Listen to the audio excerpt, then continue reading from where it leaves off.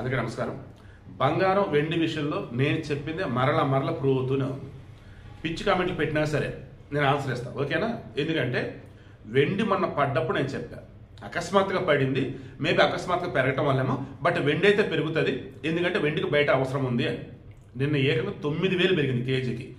1,82,000 ఈరోజు హైదరాబాద్లో వెండి కేజీ వచ్చేసి. కమింగ్ టు బంగారం, ఈరోజు కామెడీ చేయడం ఏం లేదు, డైరెక్ట్గా మాట్లాడుకుందాం. బంగారం వచ్చేసి ఏకంగా 2,100 పెరిగింది.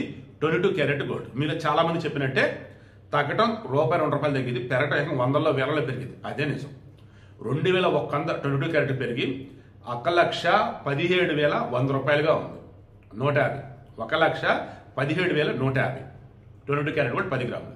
24 క్యారెట్ గోల్డ్ ఇది ఏకంగా ₹2,280 పెరిగి 1,27,800 24 క్యారెట్ గోల్డ్ 10 గ్రాములు ఉంది మార్కెట్లో హైదరాబాద్లో.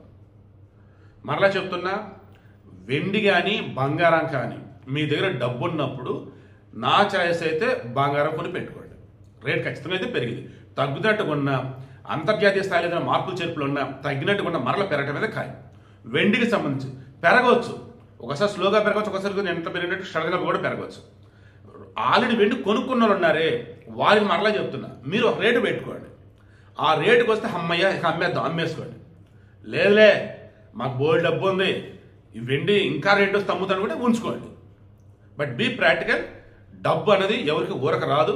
అట్ ది సేమ్ టైం డబ్బు అనేది ప్లానింగ్ లేకుండా, తెలివి లేకుండా అయితే రాదు. So be practical, be logical, be vice.